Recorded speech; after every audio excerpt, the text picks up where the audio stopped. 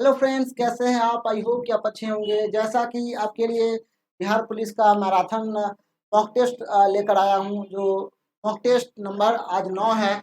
9 के माध्यम से हम अपनी तैयारी को थोड़ा बेहतर करेंगे और एक सीट बिहार पुलिस में पक्का करेंगे। तो चलिए हम शुरू करते हैं। ये प्रश्न नंबर 1 है। प्रश्न नंबर 1 कहता है कि अमृत बाजार पत्रिका के लेखक कौन है? अमृत बाजार पत्रिका के लेखक शशि कुमार घोष है। शशि कुमार घोष। शिशिर है, शिशिर शिशिर कुमार शिशिर कुमार घोष है। शिशिर कुमार क्या है? घोष है मेरे प्यारे साथ। महात्मा गांधी की अगर बात किया जाए तो महात्मा गांधी के यंग इंडिया महात्मा गांधी के हैं। इसके बाद हरिजन महात्मा गांधी के हैं। हरिजन महात्मा गांधी के हैं। हिंद स्वराज है, हिंद स्वराज है। इसके बाद नवजीवन है, नवजीवन है। इसके बाद my experiment with truth, with truth. ये पुस्तक सब जो है ना महात्मा गांधी के हैं। तो पूछेगा महात्मा गांधी को कौन कौन पुस्तक है, तो कहिएगा यंग इंडिया, हरिजन है, हिंद स्वराज है, नवजीवन है, माय एक्सपेरिमेंट विथ ट्रूथ।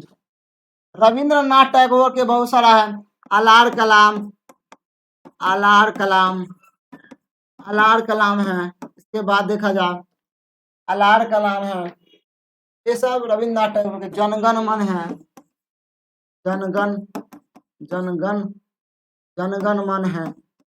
के बाद देखा जाए ये सब जो है ना रविंद्रनाथ टैगोर का है। शशि कुमार घोष इसका करेक्ट आंसर हो जाएगा। ऑप्शन नंबर 1 आंसर सही हो जाएगा। क्वेश्चन नंबर 2 का रहा नील दर्पण के लेखक कौन है? नील दर्पण के लेखक कौन है? तो नील दर्पण के लेखक नील की खेती पर लिखा गया है। नील की खेती पर लिखा है दीन बंधु। कौन लिखा है? दीन बंधु मित्र लिखा है। दीन बंधु मित्र ने नील बंधु पे लिखा है। समझ आए? ये है दीन बंधु। इसका ऑप्शन नंबर 1 करेक्ट आंसर हो जाएगा। बंकिम चंद्र चटर्जी की लिखा है वंदे मातरम। कौन लिखा है? वंदे मातरम। वंदे मातरम के लेखक कौन है? चटर्जी है। इसके बाद आगे देखा जाए, आगे कह रहा है नमक सत्याग्रह कब आया था? तो नमक सत्याग्रह आया था 1930 में। 1930 में नमक सत्याग्रह, नमक सत्याग्रह आपसे पूछेगा 1930 में। सविनय अवज्ञा, सविनय अवज्ञा पूछेगा। सविनय अवज्ञा आंदोलन पूछेगा। सविनय अवज्ञा आंदोलन पूछेगा तो कहिएगा कितना में? 1930 में ही कहिएगा। इसके बाद प्रथम गोलमेल सम्मेलन, प्रथम गोलमेल सम्मेलन पूछेगा 1930 में। 1930 में। इसके बाद द्वितीय गोलमेल सम्मेलन पूछेगा। द्वितीय गोलमेल सम्मेलन पूछेगा तो कहिएगा 1931 में। पूना पैक्ट पूछेगा। पूना पैक्ट क्वेश्चन पूछेगा। पूना पैक्ट क्वेश्चन पूछेगा तो कहिएगा 1932 में। इसके बाद तीसरा गोलमेल सम्मेलन पूछेगा। तीसरा गोलमेल सम्मेलन, गोलमेल सम्मेलन पूछेगा तो कहिएगा 1932 में। 1932 में होगा। जितना प्रश्न आपको लिखा रहा है, जितना डिस्कशन में आपको हम बताते हैं, डिस्कशन करवा रहे हैं, सबको कॉपी पे नोट कीजिएगा। यहाँ से आपके एग्जाम में प्रश्न बन सकता है। नमक सत्याग्रह 1930 में, सविनय अवज्ञा आंदोलन 1930 में, प्रथम गोलमेल सम्मेलन 1930 में, के बाद द्वितीय गोलमेल सम्मेलन 1931 में, पूना पैक्ट 1932 में, तीसरा गोलमेल सम्मेलन 1932 में ही होता है। इसका आंसर क्या हो जाएगा?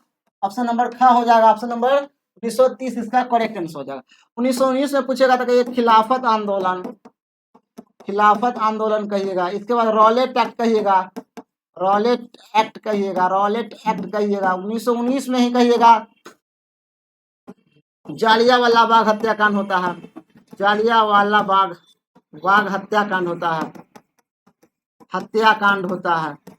इसके बाद देखा जाए तो क्या 1942 में भारत छोड़ो आंदोलन, भारत छोड़ो आंदोलन, भारत छोड़ो आंदोलन क्वेश्चन पूछेगा तो कथी कहिएगा 1942 में। इसके बाद 1947 में भारत की स्वतंत्रता, भारत की स्वतंत्रता कब मिलती है 1947 में मिलती है। इसके बाद अगर देखा जाए अगला प्रश्न देखा जाए तो सबसे छोटी हड्डी कौन सी है? सबसे छोटी हड्डी कान की हड्डी है जिसे स्टेपिज कहते हैं। क्या कहते हैं? स्टेपिज। सबसे बड़ी हड्डी की बात करते हैं, सबसे बड़ी हड्डी की बात करते हैं, सबसे बड़ी हड्डी है फीमर की हड्डी है, फीमर है जो जांग में पाई जाती है, जांग में पाई जाती है। इसके बाद सबसे छोटी हड्डी की बात किया जाए, सबसे छोटी हड्डी की बात किया जाए, सबसे छोटी हड्डी अभी स्टेपिज है, स्टेपिज, स्टेपिज है जो कान में पाई जाती है। इसके बाद शरीर की शरीर में कुल हड्डी की बात किया जाए तो कुल हड्डी कितना होता है 206 होता है। नवजात शिशु में पूछेगा, नवजात शिशु में हड्डी की संख्या 300 है। कितना है? 300। इतना चीज याद कर लीजिएगा। चलिए अगला प्रश्न देखा जाए, अगला कह रहा है शिक्षा का अधिकार किस अनुच्छेद में उल्लेख है? शिक्षा का अधिकार आर्टिकल 21 के ए में है, आर्टिकल 21 के ए में जो है ना राइट ऑफ एजुकेशन है। इसके बाद आर्टिकल 19 में देखा जाए तो आर्टिकल 19 में अनुच्छेद 19 की बात करते हैं तो अनुच्छेद 19 में 6 प्रकार के स्वतंत्रता का अधिकार है, 6 प्रकार के स्वतंत्रता का अधिकार है, स्वतंत्रता का अधिकार है। पहला अधिकार देखा जाए तो पहला है 19 के ए, 19 के ए में क्या है क्वेश्चन पूछेगा, 19 के बी में क्या है क्वेश्चन पूछेगा, 19 के सी में क्या है क्वेश्चन पूछेगा, 19 के डी में क्या है क्वेश्चन पूछेगा आपसे, 19 के ई में क्या है और 19 के जी में क्या है। समझ देखिए इतना क्वेश्चन आपके एग्जाम में रहेगा। 19 के ए में है, 19 के ए में बोलने का अधिकार है, बोलने का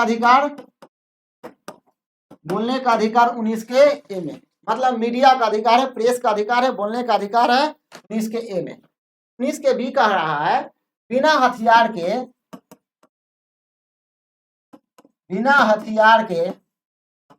हथियार के सभा में बैठने का अधिकार, सभा में बैठने का अधिकार है आपके पास। कौन कह रहा है? अनुच्छेद 19 के बी कह रहा है कि बिना हथियार के सभा में आप बैठ सकते। सी कह रहा है संघ बनाने का अधिकार है, संघ बनाने का क्या भैया अधिकार। डी कह रहा है देशों में घूमने फिरने का, मतलब किसी भी देश में जा सकते हैं, किसी भी देश में रह सकते हैं, भारत के किसी भी राज्य में रह सकते हैं, वो सब आपका राइट है। घूमने फिरने का अधिकार लीजिए, घूमने फिरने का अधिकार, फिरने का क्या है अधिकार। 19 के ई में आप कमेंट करके बताइएगा, कमेंट करके बताइएगा, कमेंट करके बताइएगा। जी में है जीविका चलाने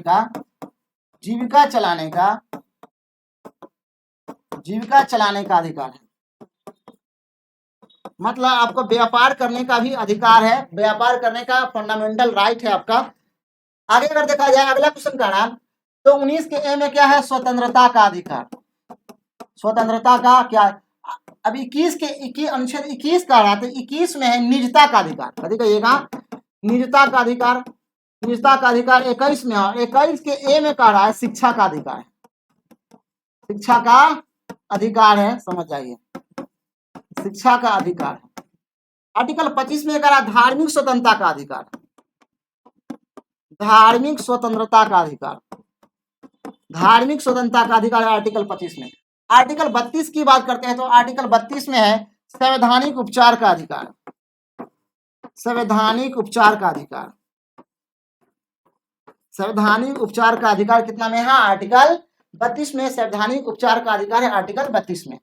आर्टिकल 25 में है शिक्षा का अधिकार है, आर्टिकल 21 में निजता का अधिकार है, आर्टिकल 21 में शिक्षा का अधिकार है और आर्टिकल 19 में स्वतंत्रता का अधिकार है।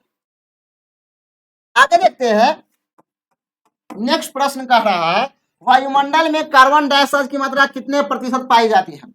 तो ये सभी सबको स्क्रीनशॉट ले सकते हैं आप। चलिए इसको थोड़ा मिटाना चाहेंगे तो मिटा लेते हैं थोड़ा।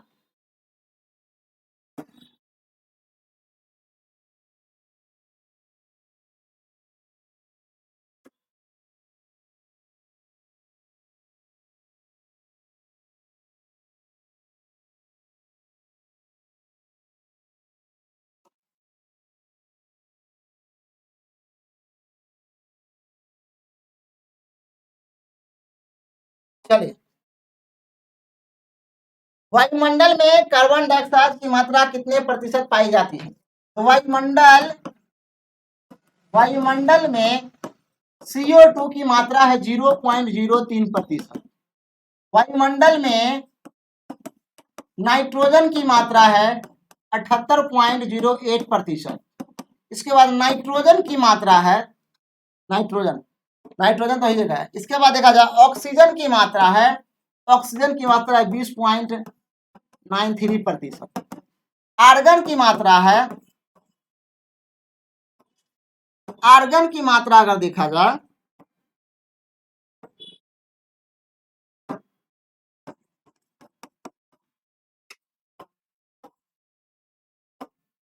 ये हुआ ऑक्सीजन, ऑक्सीजन कितना हो गया 20.93%। आर्गन अगर देखा जाए यार, आर्गन देखा जाए तो इसका है 0.93%। मतलब यहां से एक क्वेश्चन पूछने की संभावना बनी रहती है वायुमंडल से।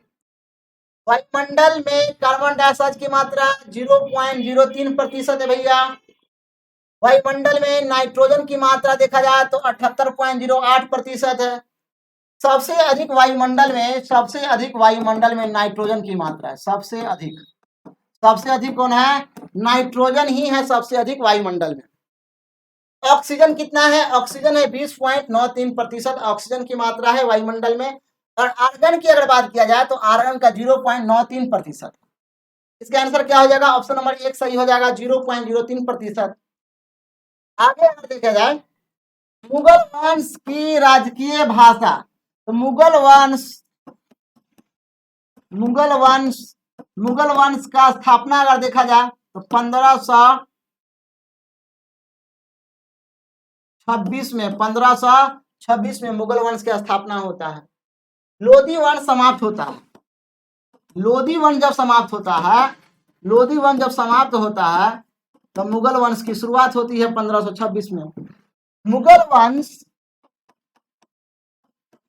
वंश की अगर भाषा देखा जाए, इसका भाषा फारसी, फारसी इसका राजकीय भाषा था। उसके दरबार, मुगल वंश के दरबार में फारसी भाषा बोला जाता था। इसका हो जाएगा ऑप्शन नंबर, इसका करेक्ट आंसर हो जाएगा।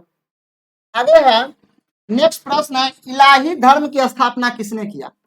आपसे क्वेश्चन पूछेगा इलाही धर्म पूछेगा, इसे दीन ए इलाही भी कहते हैं। दीन ए इलाही क्वेश्चन पूछेगा आपसे। दीन ए इलाही धर्म की स्थापना 1582 में अकबर करता है। कौन करता है, अकबर करता है। अकबरनामा के लेखक अबुल फजल है। कौन है, अबुल फजल है। अबुल फजल अकबरनामा के लेखक है। इसके बाद अकबर से देखा जाए, अकबर 1556 में जो है ना हेमू के साथ लड़ाई करता है। हेमू के साथ क्या करता है, अहमद शाह अब्दाली, रुक जाइए अहमद शाह अब्दाली के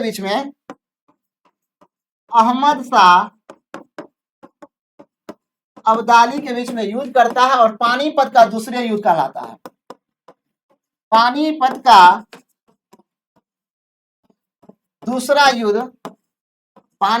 दूसरा युद्ध कहलाता है, समझ जाइए।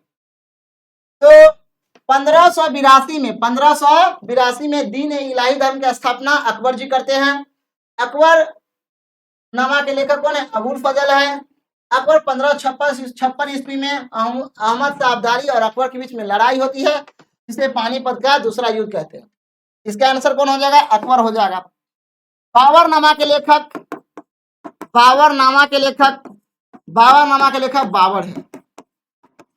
बाबर है। हुमायूं नामा के लेखक गुलबदन बेगम है।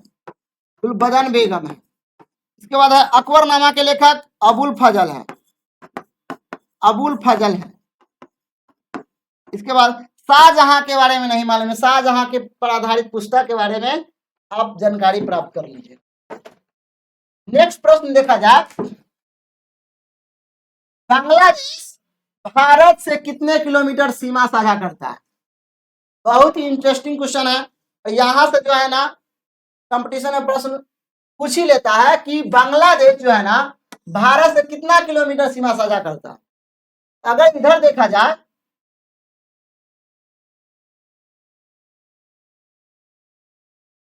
थोड़ा मैप लेते हैं।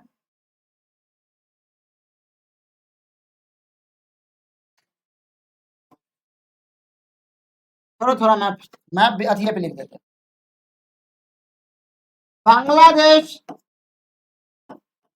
बांग्लादेश आपसे प्रश्न पूछेगा, चीन के साथ प्रश्न पूछेगा, पाकिस्तान के साथ प्रश्न पूछेगा, नेपाल के साथ प्रश्न पूछेगा, म्यांमार के साथ प्रश्न पूछेगा,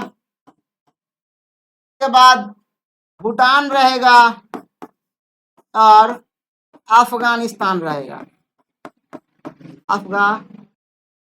अफगानिस्तान रहेगा।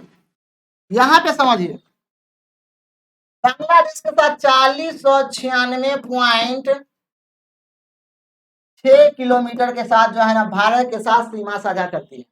मतलब 4096 किलोमीटर के आसपास जो है ना इंडिया को छूती है। कौन? बांग्लादेश। दूसरा है 3488 किलोमीटर, 3488 किलोमीटर के आसपास जो है ना चाइना इंडिया के साथ सीमा साझा करती है। समझिए। पाकिस्तान अगर देखा जाए 3323 किलोमीटर के साथ जो है ना पाकिस्तान इंडिया के साथ सीमा साझा करती है। आगे नेपाल है 1751 किलोमीटर जो है ना नेपाल जो है इंडिया के साथ सीमा साझा करती है। म्यांमार के 1643 किलोमीटर जो है ना इंडिया के साथ सीमा साझा करती है। भूटान अगर देखा जाए तो 699 किलोमीटर, कितना किलोमीटर है? 699 किलोमीटर जो है ना भूटान जो है ना इंडिया के साथ सीमा साझा कर लेती है। भूटान इंडिया के साथ जुड़ जाती है। अफगानिस्तान 106 किलोमीटर है। कितना है? मात्र 106 किलोमीटर जुड़ा हुआ है। तो सबसे कम जो है ना सीमा साझा करने वाला देश कौन है? अफगानिस्तान है। और सबसे अधिक पूछेगा तो कभी कहिएगा बांग्लादेश है। कौन है? बांग्लादेश। एक बार और इसको देख लेते हैं। बांग्लादेश के साथ कितना है? 4096.6 किलोमीटर सीमा साझा कर लेता है। चाइना है 3488 किलोमीटर सीमा साझा कर लेता है। पाकिस्तान जो है ना 3323 किलोमीटर जो इंडिया के साथ रिलेशन बना लेता है। नेपाल जो है ना 1751 बना लेता है। उसी प्रकार म्यांमार 1643, भूटान 699, अफगानिस्तान 106 किलोमीटर जो है ना सीमा साझा कर लेती है। तो इसका आंसर हो जाएगा बांग्लादेश भारत से कितना किलोमीटर सीमा साझा करता है? तो कहिएगा 4096 किलोमीटर। इसका आंसर हो जाएगा आंसर हो जाएगा। नेक्स्ट प्रश्न कह रहा है कि किस मंडल को संवहन मंडल कहते हैं? अगर आप इसको स्क्रीन शॉट लेना चाहते तो ले सकते हैं, इसको मिटाएंगे हम। नेक्स्ट प्रश्न कह रहा है किस मंडल को संवहन मंडल कहते हैं? चलिए थोड़ा वायुमंडल पे के आधारित थोड़ा देख लेते हैं।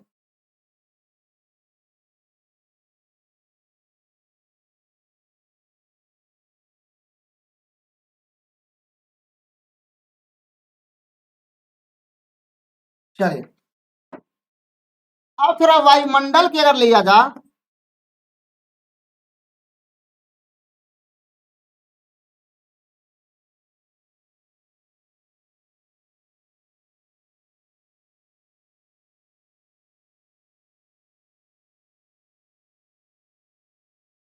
वायुमंडल को 5 परत में बांटा गया है।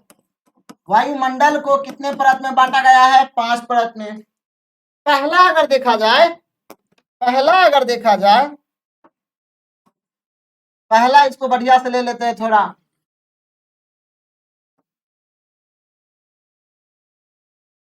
वायुमंडल को थोड़ा बढ़िया से ले लेते हैं।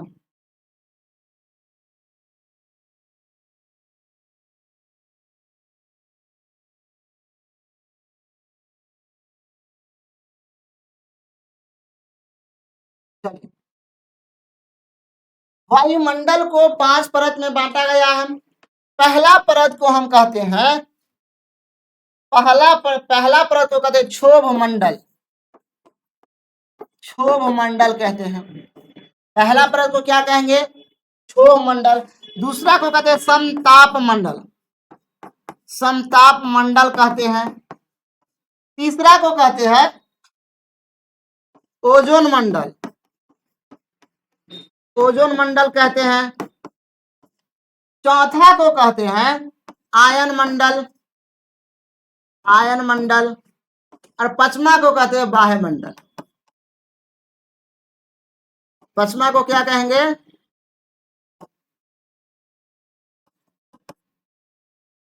बाह्य मंडल का।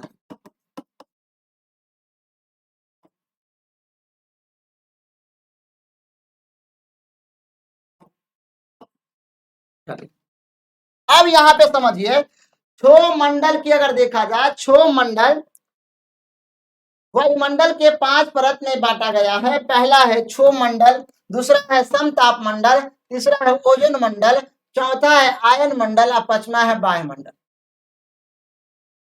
अब यहाँ पे समझेंगे, क्षोभ मंडल को संवहन मंडल कहते हैं, संवहन मंडल कहते हैं। और इसी मंडल पे आंधी, प्राकृतिक घटना जो है इसी मंडल में, प्राकृतिक घटना इसी मंडल में होता है, इसी मंडल में घटना घटती है, इसीलिए इसे संवहन मंडल कहते हैं। और संवहन मंडल को अधो मंडल कहते हैं। कभी कहते हैं अधो मंडल भी कहते हैं, अधो मंडल भी कहते हैं। तो क्वेश्चन पूछता है किस मंडल को संवहन मंडल कहेंगे, तो कभी कहिएगा क्षोभ मंडल को संवहन मंडल कहेंगे। दूसरा है समताप मंडल, इसी मंडल पे बारिश होगा, इसी मंडल पे हम लोग जीते हैं। किस मंडल पे? क्षोभ मंडल पे। इसे ट्रोपोस्फीयर कहते हैं। क्या कहते हैं? ट्रोपोस्फीयर, स्ट्रोस्फीयर, आइनोस्फीयर, ओजोनोस्फीयर, आइनोस्फीयर और एक्सोस्फीयर कहते हैं। इस मंडल में इस मंडल की ऊंचाई 0 से लेके 18 किलोमीटर, इसकी 18 से 50 किलोमीटर है। अब 50 से 640 किलोमीटर, 640 से जितना ऊपर जा रहा है, मतलब इस मंडल में अंतरिक्ष आ जाएगा, इस मंडल में अंतरिक्ष आ जाएगा। आयन मंडल में संचार व्यवस्था लगा रहता है, संचार व्यवस्था, संचार सब यहीं से आता है, जितना भी किरण वगैरह सब। ओजोन मंडल में ओजोन परत गैस, ओजोन परत गैस जो है ना, परावैंगनी किरण जो आती है यहाँ से, तो ओजोन परत गैस, ओजोन परत ही परावैंगनी किरण को रोकती है। समताप मंडल में जो है ना, समताप मंडल है, इस मंडल में जो है ना वायुयान सब इसी मंडल में उड़ता है। तो क्वेश्चन पूछेगा किस मंडल में आंधी, तूफान, बारिश आता है, तो प्राकृतिक घटना किस मंडल में? क्षोभ मंडल में। इसीलिए इस मंडल को संवहन मंडल कहते हैं, संवहन मंडल को अधो मंडल भी कहते हैं। किस मंडल में वायुयान उड़ता है, तो कहिएगा समताप मंडल में। किस मंडल में ओजोन पर परावैंगनी किरण रोक लिया जाता है, तो ओजोन मंडल में। किस मंडल में संचार सब लगा रहता है, संचार व्यवस्था सब, रेडियो एक्टिव किरण सब आता रहता है, तो कहिएगा आयन मंडल में। किस मंडल में आंतरिक्ष मिलेगा, तो कहिएगा बाह्य मंडल में। वायुमंडल को कितने भागों में बांटा गया? 5 भागों में बांटा गया। इसका आंसर क्या हो जाएगा? समझ जाइए, इसका आंसर हो जाएगा क्षोभ मंडल। चलिए नेक्स्ट प्रश्न अगर देखा जाए, तो आज के लिए इतना ही। आज के लिए 10 प्रश्न था। उम्मीद करता हूं कि सेशन अच्छा लगा होगा। अगर अच्छा लगा है सेशन तो कमेंट कीजिए, लाइक कीजिए, सब्सक्राइब करना मत भूलिए। आज के लिए इतना ही। थैंक यू, धन्यवाद।